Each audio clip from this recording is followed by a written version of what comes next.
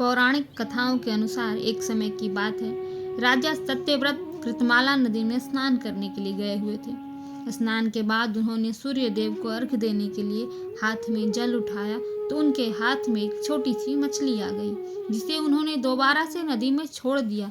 लेकिन तभी मछली बोली कि हे राजन, इस जल में बड़े बड़े जीव रहते हैं जो छोटे जीवों को मारकर खा जाते हैं। कृपया मेरे प्राणों की रक्षा करें।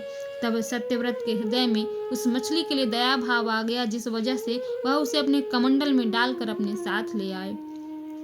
अगली सुबह जब राजा की आंख खुली तो उन्होंने देखा कि मछली का स्वरूप इतना बड़ा हो चुका है कि कमंडल छोटा पड़ गया।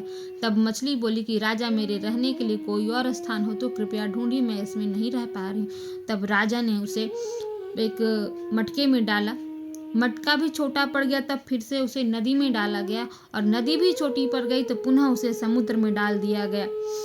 तब राजन ने कहा कि ऐसा कौन है, आप कौन हैं जिन्होंने सागर को भी डुबो दिया है? राजा के इस प्रश्न का जवाब देते हुए श्रीहरि ने कहा कि मैं हयग्रीव नामक दैत्य के वध के लिए आया हूँ, जिसने छल से वेदों को चुरा लिया है और इस कारण जगत में चारों ओर अज्ञानता और अधर्म फैल गया है।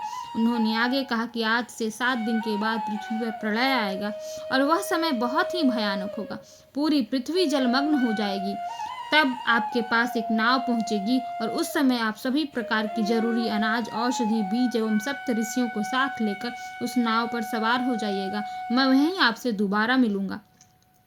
7 दिन बाद पृथ्वी जलमग्न होने लगी। तब सत्यव्रत ने भगवान विष्णु की कही गई सभी बातों को पूरा करते हुए नाव पर सवार हो गए।